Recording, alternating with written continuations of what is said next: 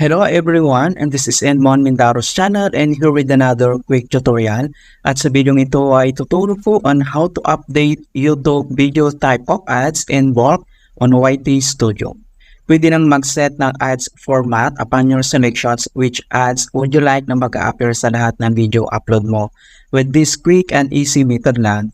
Alright, so without further ado, and let's go ahead. So, ang next step ay punta lang tayo dito sa ating YouTube channel. So, click lang natin to. And then dito lang sa right side ay kailangan mo na i-click tong ating profile.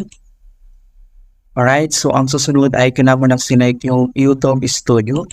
So, dito sa YouTube Studio mga kaibigan ay makikita mo dito yung dashboard and then yung susunod ay content. So, click lang tong content.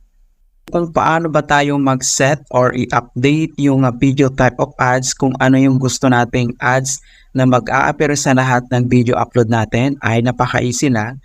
And then susunod ay kailangan mo lang i-click tong box na to dito sa taas. Okay, so click mo lang yan. And then makakapag-select siya ng 30 videos mo. Alright? And then ang susunod ay kailangan mo lang i-click tong edit. Ito lang siya. Okay, so dito sa edits ay may mga options. Kung gusto mo ng title, description tags, visibility, monetizations, ad settings, audience, at marami pang iba. So since ang topic natin dito ay kung paano natin i-update ang type of ads, ay kailangan mo nang i-select yung ad settings.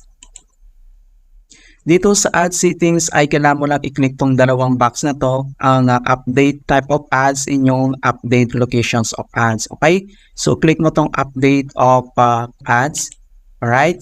So dito sa update of type of ads, so may dalawang ads dito mga kaibigan, skippable video ads or non-skippable video ads. Alright, kung gusto mo namang not skippable, pwede mong uncheck or click mo siya. Okay, so kung gusto mo ng skippable or non-skippable, uncheck mo lang dito. So mas magandang naka-check tong dalawa na to mga kaibigan. So kailangan kasi natin yan. Alright, so ang susunod, once na na-check mo na tong box na to, dito naman sa update location of ads, so i-click mo tong box na to. Ayan. Okay, so dito naman is turn on ads during video. So kailangan mo na i-check tong box na to mga kaibigan. Alright, so mid-roll ad breaks will be set automatically. So hindi mo na kailangan maglagay ng mga mid-roll ad breaks once na naka-check tong box na to. Alright, so pwede mo naman itong i-check tong circle na to na only update videos without ad breaks. Okay, so once na set mo na siya, and then, dito lang sa right side, ay makikita mo dito yung update video. So, i-click mo lang ito.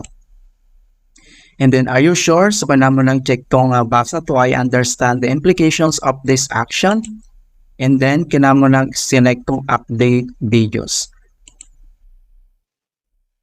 Ayan mga kaibigan. So, video successfully updated. So, 30 videos natin na na-update natin. Alright? So, ganoon na po kasimple mga kaibigan kung paano tayo mag-update ng video type of ads in bulk sa YT Studio natin. Alright? So, please don't forget to like this video and subscribe to my channel for more helpful tutorials and tips. If you have any questions or suggestions, please leave them in the comment below. Thank you guys and see you on my next tutorial.